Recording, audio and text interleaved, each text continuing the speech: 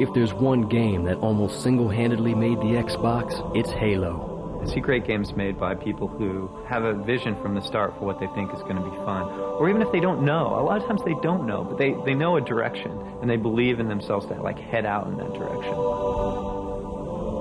Halo didn't just sell millions of copies. It defined the box. Every other game must measure up against it. Right at the beginning, I believed in Halo, and right at the end, I believed in Halo. And there was a bunch of times where it was hard to believe, where you thought stuff wasn't going to work, and where you didn't think everything was going to come together, or that you were going to be done in time. We spent a long time in the beginning on Halo thinking about and trying to perfect the second-to-second experience of combat.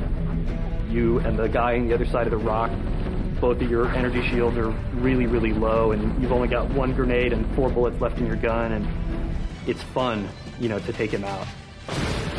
We actually started out as an RTS game way, way back in the days, a top-down game with lots of little guys running around. We learned a whole bunch about ourselves and about technology, doing that. You don't just want to be having this experience where your character looks cool, and you want to be playing. You want to play in the way that lets you win. That makes it more fun, to win and to play. And that view for us was first person. Now, Microsoft's Halo team is trying to strike gold once again.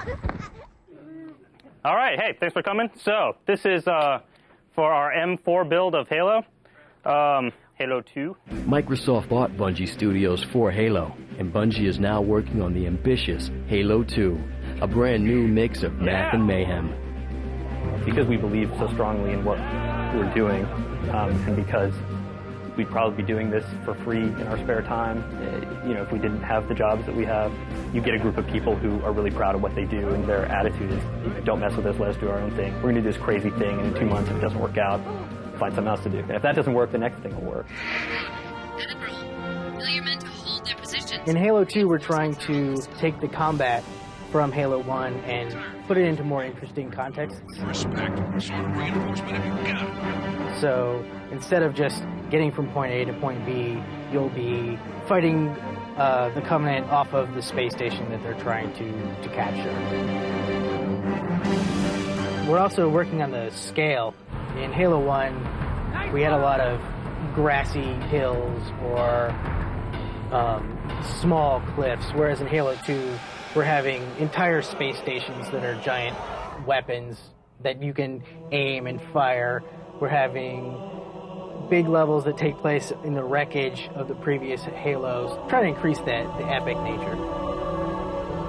The great teams are the synergy between the programming and the art. I mean, that's what's really different about a game, is it's a super high-tech programming combined with incredibly creative, artistic thinking. Those two come together. When they come together well, that's when it works. My main goal is to make sure that all the audio in the game is as good as possible.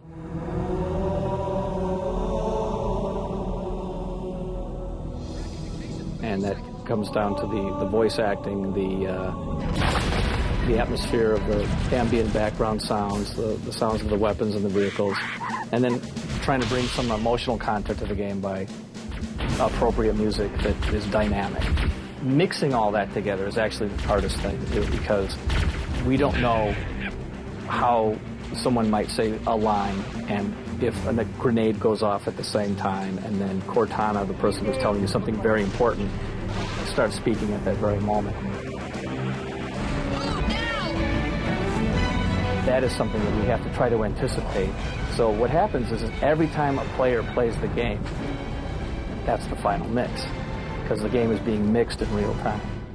Yeah, man, that's weird. His ass just looks so flat there. That was the thing I was seeing today. I guess that's just the way it is. Bump mapping is taking two-dimensional drawing and applying that to the 3D world. The darker you draw, the deeper it is. The lighter you draw, the higher it is. It's all an illusion.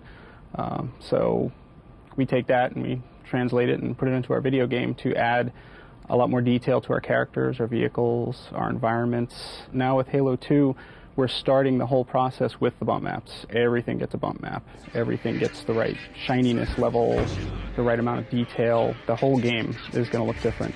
It's immediately noticeable. Just to give you an idea, the Warthog,